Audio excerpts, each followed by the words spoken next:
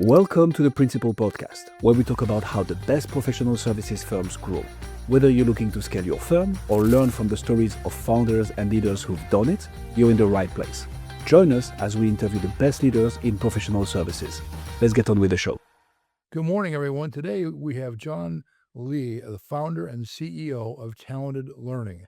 Very interesting company. They're an independent research and advisory firm that helps organizations make better learning technology decisions. And oh my God, is that needed today, John, in our world? Because you think about everyone's anxiety with AI and other learning processes, I bet your demand is pretty high. So today the audience is going to learn about how you started this company, what you do well, and things you're looking for opportunities in the future, and share that journey with our audience. So let's start off into how did you get involved in learning technology industry? I mean, it's not one that a lot of people go to school for necessarily. You evolved into it, and then how did that lead you developing and forming Talented Learning?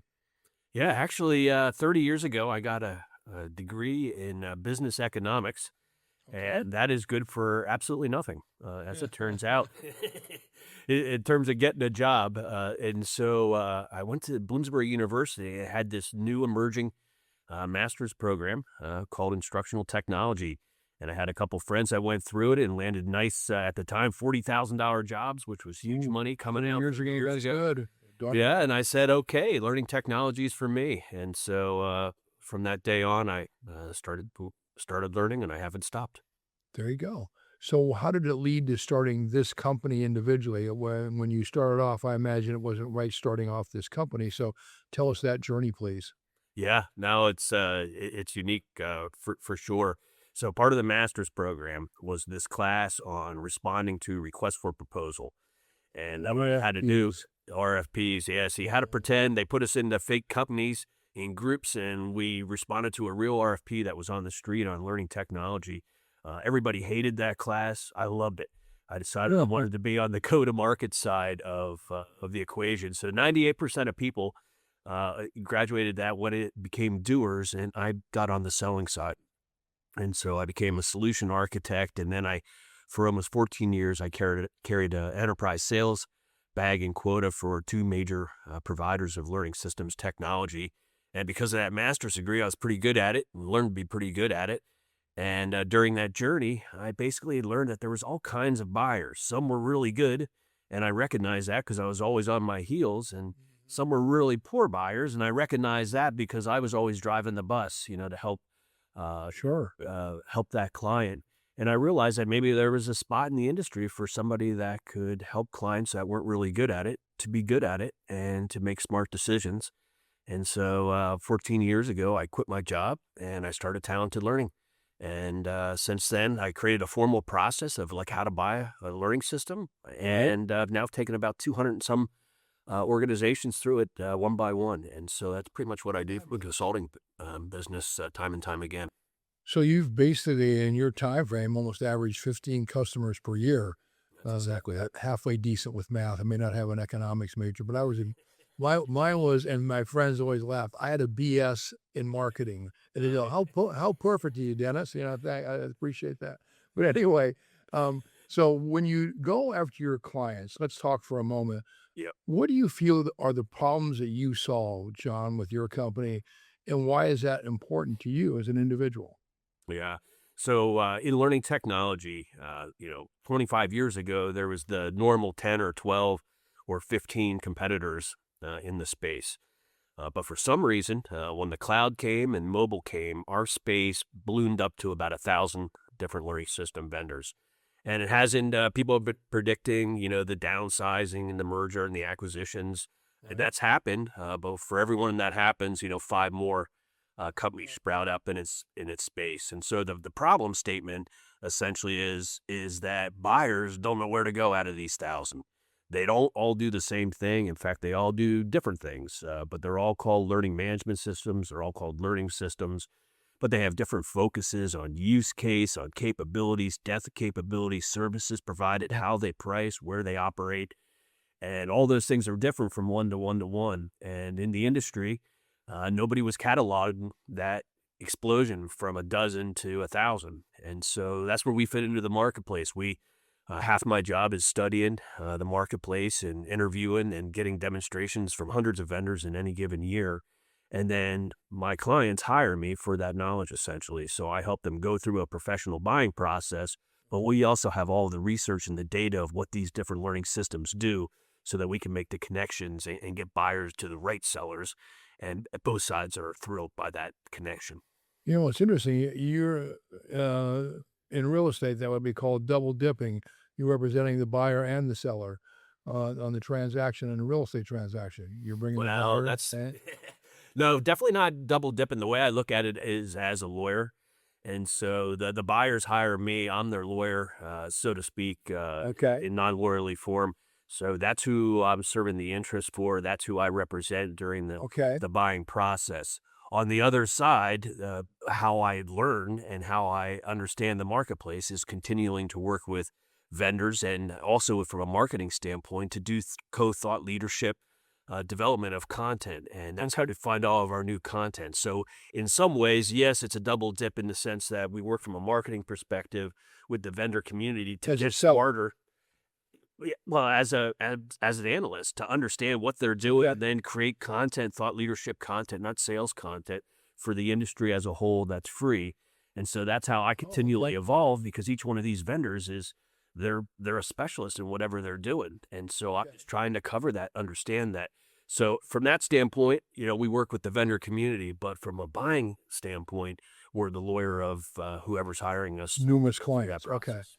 So you're like I'm just trying to understand it. So you do understand what the sellers are doing. You understand their process and what they're trying to achieve.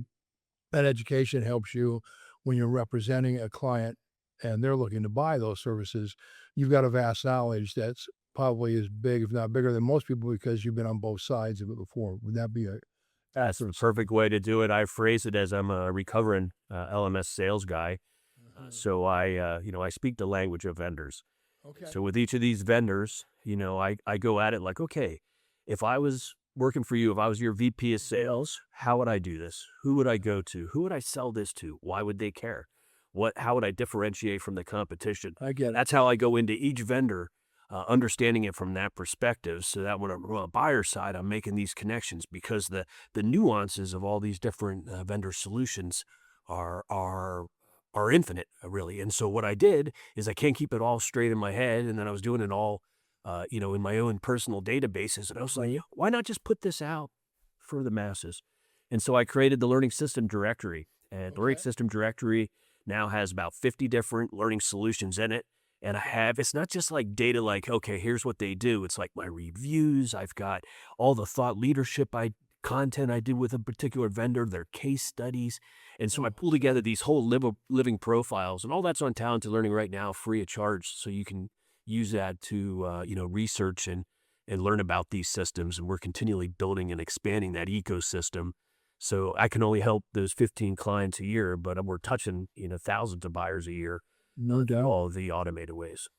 And people want to make sure before we sign off here today, that we really share how to access that information, because it sounds to me it's extremely invaluable. So who is your, the terminology well enough, ICP, your ideal client profile? Who do you pursue to do business for your company? Mm-hmm. So from a consulting standpoint, well, our learning technology is in a lot of different use cases across the world. The main use case that I focus on is the corporate side of the equation. Okay. There's another whole academic K through 22 industry out there. It's also called learning systems, but it's just a different animal. So I don't play over there. Everything I do is really in the corporate, Private sector space, in the private sector, corporate or public companies, and associations. As it turns out, associations and training companies are all big users of the same type of learning technology.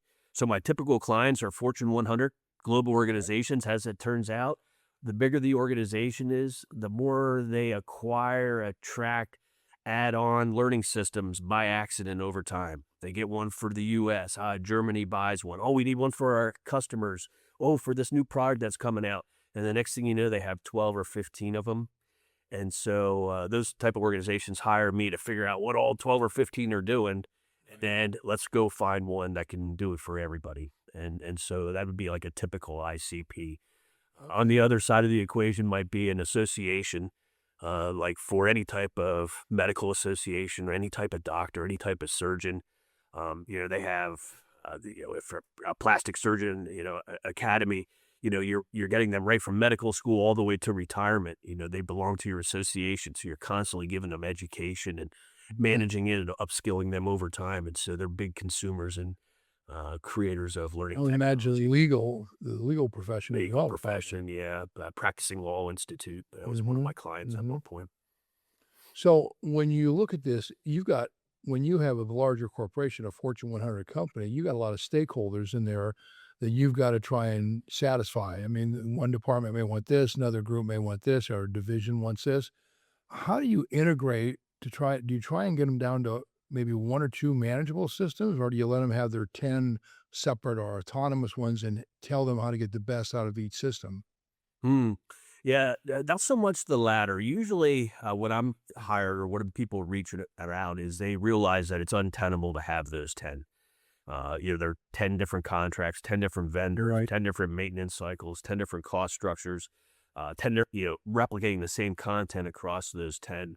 And so those are all the reasons that organizations eventually say, what are we doing? This is insanity. Right. Let's hire someone to help us find it. So what I need to do is work with all those stakeholders to understand first what their business goals are, what's driving it, who their audience are, starting at all the things before we even talk about functionality. We have to talk about the whys of everything, of how it's going to be measured success and how it's tying to the business goals. And that's what kind of goes into what are the use cases then, and then who are the users, and then what exact functionality do they need, and what integrations do we need to make that happen.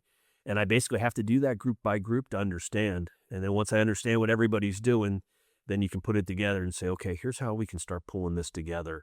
And so I help consult them from that silo to an integrated, unified system. And that's the trend right now in the industry, because learning, as it turns out, is the great differentiator in organizations right now. You can make a new widget, but if you make your people smarter, or you make your customers smarter, or you make your resellers smarter on how to sell, how to service, how to support clients in your particular service, that's a competitive advantage. And so organizations have come to that conclusion now. And so now it's not training, it's not something on the cost side. It's like, can we, triple our revenue in our channel partner network by better education and certification? It's tied to revenue. And that's where organizations are, big organizations are now.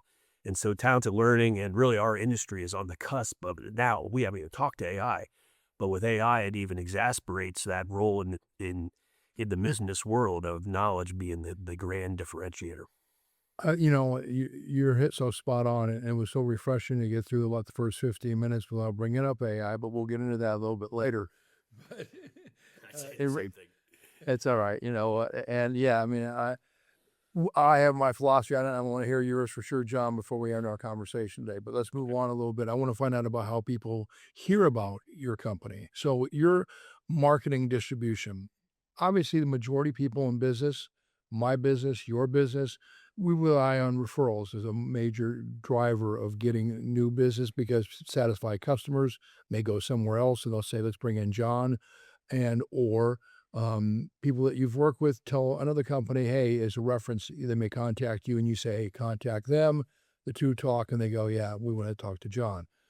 That's what most people in business today rely on, that core philosophy. But we've changed as a industry, every business, looking at social media, how to be more efficient in social media, in business social media, more LinkedIn and the effective use of that. We also look at webinars or seminars that we can hold and get education distributed to people. Podcasting is now becoming more prevalent. I think you have some podcast things that you're doing. And then you also can have, an email campaign or a marketing campaign direct to your ICPs. So of all those different channels, I imagine you do a little bit of all of them. Which ones are yielding you the highest return? Yeah. So as a bootstrapper and an entrepreneur, I had to figure out what was the best way to find clients, because the one downside of my business plan is that if I'm really, really good at helping an organization buy an enterprise learning system, they're never going to hire me again, because they have that for the next 10, 15 years if we do it right. And so my chance of getting a double dip, and a double dip isn't warranted because a double dip would mean I didn't do my job right the first time. So I have to find those 15 new clients every year. So we're always in that hunt mode. And so the way that I came up to do it right from day one, and I haven't changed, I've never made a cold call. I rarely send out cold emails. Everything is thought leadership content. So right from the day one, once a week, I started writing about what I knew, and got through that pretty quickly. And then I started, then I started interviewing, different experts, and then synthesizing that. And so now, after 13 years, we almost never miss a week. We haven't missed a week in years on publications. We have I now have authored something like 400 and some different serious articles, all going after different keywords all around learning technology. Everything is strategic. We started 2 different podcasts. So I'm on episode 120 of the Talented Learning Show, where I interview experts from around the world.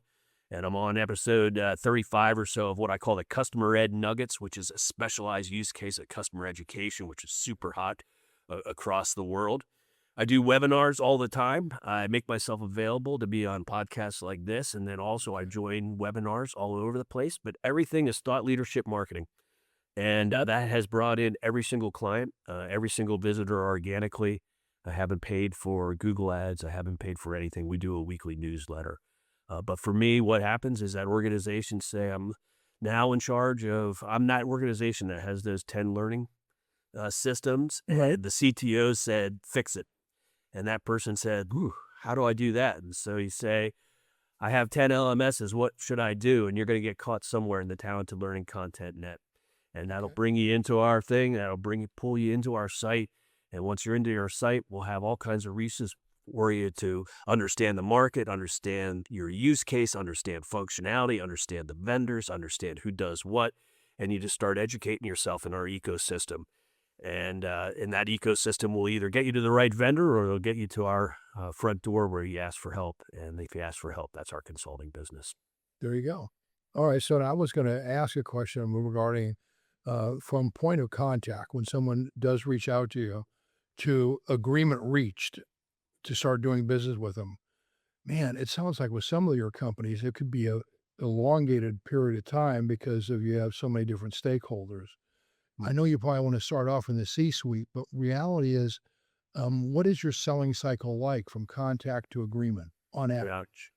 That's really good. As a recovering sales guy, I had to go out and prospect when I was selling learning systems. And so I was always building the pipeline. I didn't want to do that in this case. I wanted to be on the receiving side of the pipeline. And so what I do is with my content and the social media presence to push that content, I'm constantly fishing across the globe.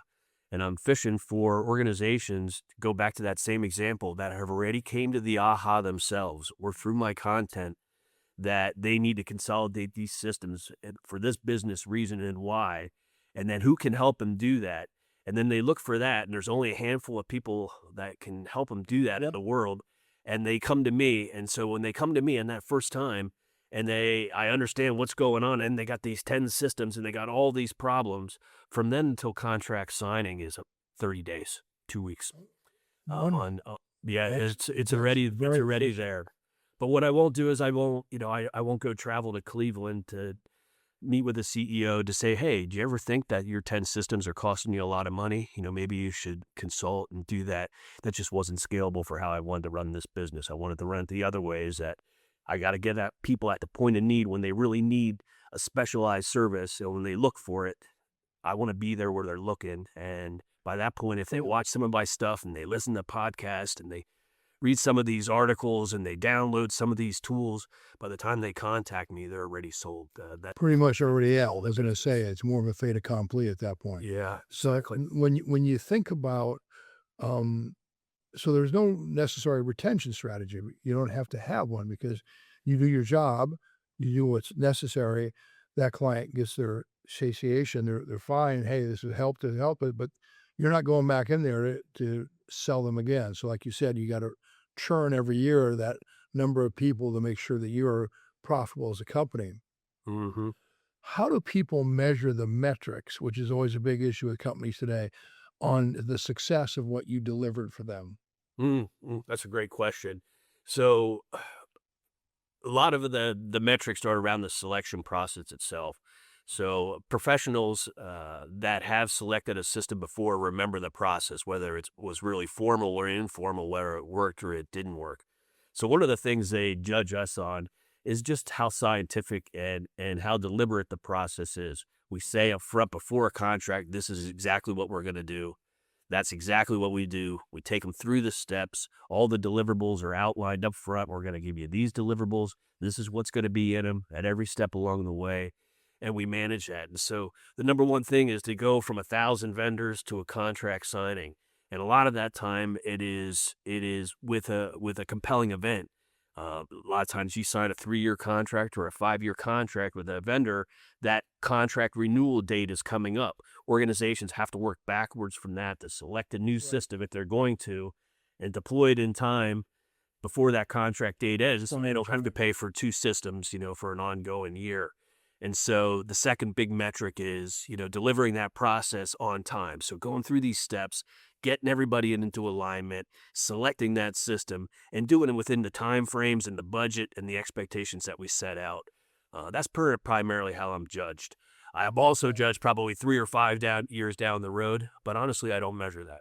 I don't go back. I do go back because I have a lot of my clients come back on the podcast and tell their story, not about John Lay or about Talented Learning, but about whatever they're doing, whatever business they solve, whatever problem they solved with learning technology. That's where I get a lot of my content back and then turn my old clients pretty much into advocates for the business without actually advocating for Talented Learning, but Like testimonials. Yeah, they're advocating for their testimonials. success. Yep. Yeah. People look for reviews all the time, and every almost product that they buy or think about buying today. And we all believe so much in the written word. We'll look at it and consider it. You have the live spoken word with your clients that you interact with, and they can have the testimonial, which is powerful. You said reviews, just to jump in. That's the other thing that's really popular is because all these systems, I review them all. I have like 150, I think, video reviews. I call them hot takes of John Lay. So as soon as I get done like an hour demonstration, before I take off my headset, the client hangs up and we say goodbye, and I flip the camera back on and I say, okay, here's what I saw in the last 3 or 5 minutes. Here's who it's good for. Here are things that really stood out. And so now I have a library of 150 of these. And then I put them into playlists, like all the ones for association, all the ones for big corporations, all the ones for this. And then I put it on my site in those same playlists. And so you can find... It's like a library. It's a library of all the different solutions. So you just find your way to our site, and we've got all the independent... You can get all the way to your short list without talking to a vendor. And really, that's what you want, because you don't want me chasing you, the old John Lay chasing you down. That's terrible, from a sales standpoint. So you want to do as much research as you can until you know, these are the 5 I want to talk to. Now I'll talk to the John Lays in there. You don't want to talk to like 25 John Lays that are calling you, hey, did you make a decision? Hey, we're got the next step. I've enjoyed talking to you. I don't mind if a couple of John Lays. I'm good. Yeah, but I'm not trying to sell you anything. There you go. So now, with that being said, let's look at 2 other critical areas in every business planning that people have. Number one, what are your biggest challenges you see with the rest of this year and going into next year? I'd say up until 2030. What do you see in the horizon, John? Yeah. Well, one of my biggest challenges always was that I'm always in hunting mode for new clients. So, always in that closing mode. And so that I don't think that goes away. How I've mitigated with your model, it's going to be hard for it to go away. Yeah. So what I've done is I mitigated that with the concept of subscriptions and membership on the other side of the business, so that I can get more repeatable revenue coming in, more predictable revenue, which allows me to do better things with my time, other than always stressing about hunting. So that's the one thing that never goes away. But the new one is AI, because, like, let's say you're that Fortune 100 company and you have those 10 systems. Correct. What stops you from going to Chat or Claude and saying, hey, here's my problem. What do you think I should do? And then all of a sudden, that's pretty darn good advice, probably in a lot of cases. And that doesn't include me. So like my big challenge right now is Chat's going to have to answer and Claude's going to have to answer, but they got to have to source their answers from somewhere. And so right now, the big challenge that we're working on, and the thing that I'm really focused on, is just continue AI prepping the site so that AI uses Talented Learning as the reference site for everything that they put out there around learning technology around the world. So that's the big scramble I'm in right now is the transition from SEO to AEO has been great for us because it's really forced us to re-index, rethink about everything, reorganize, reintegrate, really become the hub of the hub of the hub of learning technology across the world. Hubba. And that's what we became. We got vendors, we got case studies, we got reviews, we got demonstrations. We bring all these different pieces together and catalog them. And that all, the hundreds of articles and the 500 videos that we've done, and all those pieces are all integrated into this hub. And we're not there yet. And if it all works, we'll be the definitive source for AI. Like a giant repository. Right, yeah. Yeah. And that's what AI wants, is these repositories that they can, that demonstrates your expertise in any given thing. My expertise is really deep. It's only this wide, though. That's right. That's the strategy. Well, where do you see the biggest opportunities then? If we learn to overcome these challenges, what are your opportunities for your business development in the next couple of 3 years? Yeah, so every organization right now is paralyzed by AI. AI has changed learning technology. It's changed the way people learn. It's changed the expectation that learners have. And, good luck telling somebody to go voluntarily take a 2-hour course where you're clicking and reading, the same course that 30,000 other people have to take. People want personalized courses. They want it adapted to what they need. They want it at the moment of where they're at.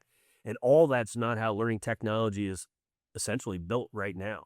So the vendors on the one side are scrambling and says, okay, we got to develop all this new AI on the one side, and we're helping them with that. But on the other side, as where I stated before, learning is a differentiator. And so now if you can learn better, teach your people faster, impact programs faster with learning and education, attract more people, educated, qualified leads, to turn them into customers faster, shorten that sales cycle, onboard them faster, all using AI technology, then your company is more competitive, whether you're a hospital or whether you're a software company or whether you're an association. And so right now the big gap is all this AI is coming out. Nobody knows exactly how to use it and apply it. All the expectations are changing. There's our opportunity. We're going to help figure it out for the world. Okay. Well, I think that's true because technology and the information that is now accessible is staggering. And when you look at almost the overload, the deluge of stuff you can have, how do you utilize it? And the only component that I believe that it matters is AI is a tool. It's not a replacement for people like what you do, John. It's an asset. It isn't a replacement that would be something that could come and say, okay, we're going to do what John and his crew can do. It'll give a surface amount of information that could be somewhat close to what you do, but the interaction with the staff, the team, and how to integrate and use the data is where the key is, because you have to personalize it. It's not something that, it's like AI doesn't sell by itself. It provides information. You have to take the information and utilize it as not only a sales and marketing organization, but a learning educational platform, I would think, as well. Because if they don't understand what that is and you do the explanation part and help the searching and the sourcing to make sure it's right, that's irreplaceable. I mean, that's not going to be something that they'll have yet. And hopefully that day takes quite a while before a couple of months. Hopefully by the time I get to 65. There you go. It'll wait till then. For sure. And that's the role of learning professionals going forward, of all types of learning professionals, is that this knowledge is important, but how you do it is different than it was 2 years ago. And so you have to learn those skills, and you're not going to go back and get a master's for it. So you got to learn them in place. And that's what we're going to try to do with thought leadership and experience, is collect these best practices, synthesize it, put it out as thought leadership content, and continue to try to help the industry move forward. I think it's the right thing to do. I think you're in the right path. So I can't believe our 30 minutes has already gone by. I really enjoyed the conversation, and we had a good chat there. For interviewing me, it was fun. Yeah, it was fun. I enjoyed it, John. But now let's talk about how people can find out more about your company and your business. Share with people the best way to get more information regarding talented learning. Yeah, everything is on talentedlearning.com. The whole ecosystem of everything I talked about, all that learning research, getting a hold of us is is prevalent across the site, to say the least. You can reach me directly at John Leh, Leh, at talentedlearning.com and reach out that way. And I'm really active. We're active every day on LinkedIn. Primarily LinkedIn is our platform of choice. And so we're constantly posting and doing that /John Leh or /Talented Learning on LinkedIn. Okay. And on there will be the information regarding your media distribution and things you have upcoming and how to access past information that you've posted. Is that right? Everything. Could I do it better? You bet. But that's what we're working on. There you go. But it's all available there in one big hub. And a lot of easy ways to hopefully find your way to the information. So if you're in the learning technology market, not if you're just a buyer, you're only a buyer 1, 2, or 3 times maybe into your career, but you're in the learning technology market for your whole career, our ecosystem is just a great source of information to continue to learn about what's evolving and get the latest skills and the latest technology and keep yourself up to date as a professional. And that's probably like 90%, 95% of our followers are in that mode rather than just that buying mode, which is really rare. Well, yeah, I think you've shared it very well and with great articulation what you guys do. And more importantly, now it's up to people to reach out and reuse the resource that you guys can provide. John, I really thank you for the time today for joining Principal Podcast. Enjoyed the conversation. I hope you did. Have a wonderful weekend. Thank you. It was great being here. Appreciate it. You're welcome. Thanks for joining us on this episode of the Principal Podcast. We hope you've learned valuable lessons and strategies to grow your firm and take your business to the next level. Make sure to subscribe and leave us a review wherever you're listening to this show so you never miss an episode. To apply and be a guest on the show, click the link in the description. See you next time.